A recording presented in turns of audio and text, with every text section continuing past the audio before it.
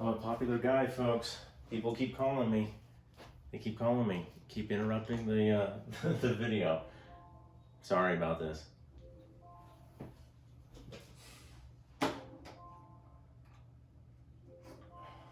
All right. So, where were we?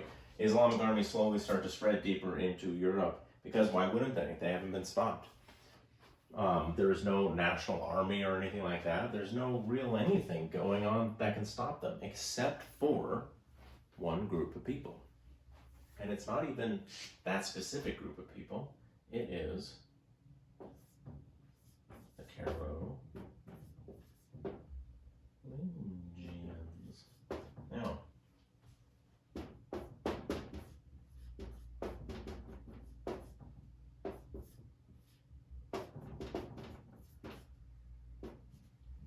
remember, the Carolingians are now the power in the Frankish kingdom, right? And so, as these Muslim armies start going up, now remember, they're Christian through and through. As these Muslim armies start spreading up there, we see that somebody has to take charge and has to stop them. Otherwise, there's no reason why these Islamic armies would not just keep going and spreading out into the rest of Europe. And had that happened, there's very few things that you can say this would have happened in history because you don't know, right? But had that happened, had these Islamic armies that were unstoppable up to this point had spread and been unchecked, the history of Europe as we know it would be entirely different. It would just be completely different. It would have been the eradication of Christianity. That would have been the end of Christianity. The Eastern Empire would have fallen eventually. But as we know it, the rise of these people, as we know them, like the English people or the Spanish people or the French or the Germans, whatever, that would have been totally changed. That would have been totally changed. So this is a watershed moment in European history. The Islamic armies start marching up there. They make it up to what is the middle of present-day France now. And they're met by these Frankish armies, right? All these Frankish families and their armies together, this coalition, and it's led by not the Merovingians, right? But the Carolingians, okay? The mayors of the palace. And it's led by a specific person, okay? I'll show you a picture of him. Well, not a picture, but a picture of a statue of him. Where is he? There he is. And it's led by this guy. And his name is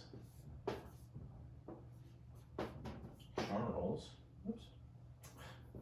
I can spell it.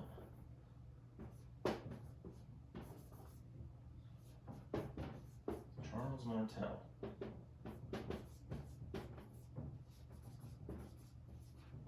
Okay, his name is Charles Martel, M-A-R-T-E-L. Sounds like a very modern name for a early Middle Ages guy. The Latin version of his name, Martellius, means hammer. Okay, so basically his nickname was the Hammer, Charles Martel, the Hammer. Now, who was he hammering? He was hammering these Islamic armies. He was a devoted Christian, and now he led his family, right, and the rest of the Frankish coalition in battle against the Islamic armies. And we see the first major confrontation between Christian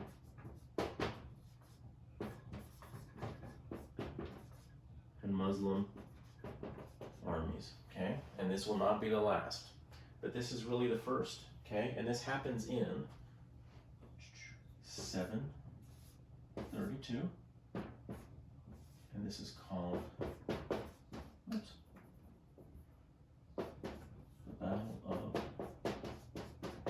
Tours, or it's got two names. It's called the Battle of Tours, T-O-U-R-S, or the Battle of Poitiers. Okay, happens right there in the middle of what will become France. Oops, thought I said up there. Oh, it's all the way back there. Forget it. Okay, go back. And for the first time in 150 years of expansion, the Muslim armies are defeated. They are turned back. Now, if you're a Christian, what are you attributing this to? That the first real confrontation between Christian and Muslim armies, who wins? Well, you're basically saying we won because God was on our side, because the Muslims believe in an infidel, right? They're heretical. They believe in a false god. They don't believe in Jesus Christ as the Lord and Savior. So they're going to burn, right? If you're the Muslims, you're believing that this was more political and more militaristic, in that you just overextended yourself. You went too far into a place that you could not win at. You just were too far away from your home base. You were too far away from your logistics, and just wasn't there, and you lost. Now, were the Muslims kicked out of Europe? Not at all. Okay, but were they kicked out of Central Europe? Yes. Okay, they had to go back to Al-Andalus, to Spain, where they stayed for the next 700 years. They made little excursions into mainland Europe after that, a little bit here, a little bit there, but for the most part, this battle was so influential in 732 for two reasons. Number one, the biggest reason is because it stops the Islamic advance, like we said, right? It's the first major confrontation between these two competing ideologies, Christianity versus Islam. Christianity wins out this time, and we see these armies have to retreat, otherwise be destroyed, okay? The second thing that's a little less important, but important for the future of this area, is that for the last time we see that the Merovingians are not in charge, and that everybody sees this, that the Carolingians are the power of this Frankish coalition. They are in charge, and over time, so that with this guy Charles Martel, his ancestors will slowly start to push these Merovingians out of the way within the next couple decades, until we get the rise, and that's where we're gonna stop for this week, guys. We see the rise of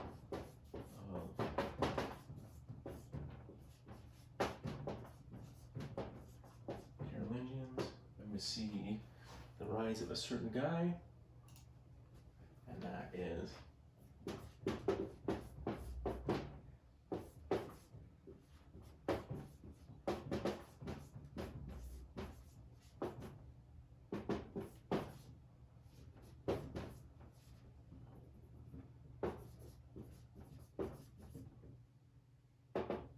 we see the rise of a guy called Charles the Great, another Charles. And his name that we know better is Charlemagne, okay? Charlemagne, or Charles the Great, okay? And here he is. And on Christmas Day, in the year 800, we see he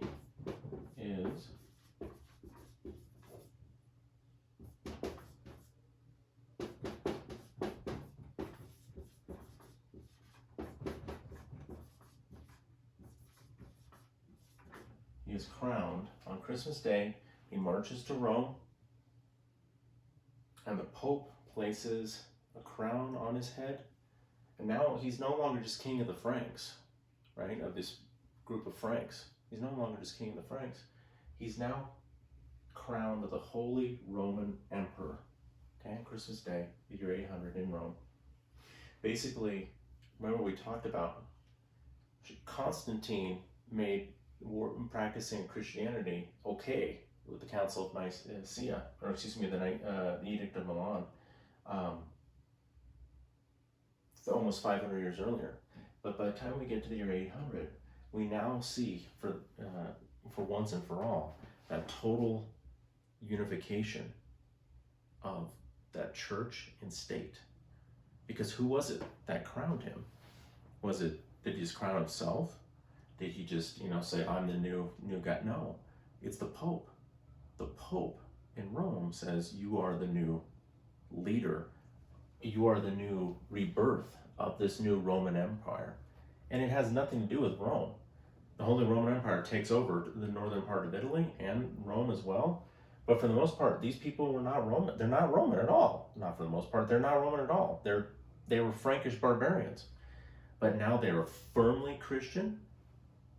They are firmly the new step in where this Roman idea goes. Okay? Now, if you're the Eastern Roman Empire, you're looking at this and you're saying, what are you talking about? There's only one Roman Empire and it's us. We've been around since the beginning. I don't know what the hell you're talking about. There ain't no Holy Roman Empire. And so, once again, we see that mistrust and that fight between the East and the West, which is going to hurt the Christians in the long run. Because instead of fighting against each other, they should be focused on fighting the group that they just fought, which is the Muslims, because the Muslims aren't going away. The Muslims are going to still be there. And so, this is the beginning, folks. This is the beginning we see of this confrontation between East and West, confrontation between Christians and the Muslims, and these confrontations are going to go on for hundreds and hundreds of years. Hundreds and hundreds of years. We're going to see this, okay? And what's amazing is that this gets started on Christmas Day, 800, Holy Roman Empire. It's going to last for 1,000 years. It's going to last longer than the original Roman Empire. It's not going to get rid of, they're not going to get rid of the Holy Roman Empire until the 1800s. So it's going to last much longer than the actual old Roman Empire lasted. But we're slowly starting to see, folks. Now, remember, I'm going to finish off with this. I don't want you to get confused and think, make sure everything's still running here. Yes. I don't want you to get confused and think that, everybody's running around saying Europe this, or that they're calling themselves English people or French people. Not at all. We're still too early for that, okay? But however, what is being created here? What has been planted into the ground around Europe? The ancestors of the people that eventually will start calling themselves those things that we know, right? The kingdoms are slowly starting to coalesce into what we notice as when we look on a modern map, okay? When we see something on a modern map, oops, and we look at, oops, go back, and we recognize things on that map, okay? We're slowly starting to see where that comes from. And in many cases, they even give the name to it, like France comes from the word, Frank, and so on. But we're still not there yet, but we've planted the seeds, okay? Okay, folks, so this was, I hope that you've watched all of these because you need it for the final. I will be giving you the, like I said, I will be giving you the updated final project by next week. And all your stuff will be, you've read it by this point, hopefully. You've done your quiz and everything else. It's all up there. That's how we're going to be doing it, up on Canvas for the remainder of the semester, because we're not meeting anytime soon, which sucks because, once again, like I said, I'd love to see you guys. I'd love to be in the classroom with you and hear your questions and everything else. But we're not going to get to do our Indiana Jones pizza party. I love watching Indiana Jones and I love eating pizza, so it sucks. So that sucks. Anyway, I will talk to you guys later. If you have any questions, like I said, if you have questions about this lecture, please email them to me. I will answer them and I will type them out and send them back to everybody else. And also your notes, I'm gonna have those typed and ready for you as well too, okay? But take notes. I'm not giving you my full notes, I'm just giving you key points, okay? So make sure you're writing down notes while you listen, while you've been listening to this thing. Hopefully you've been doing that. It wasn't just in the background. All right, folks, well, stay safe, wash your hands, don't go licking any doorknobs, and I'll see you when I see you, I guess.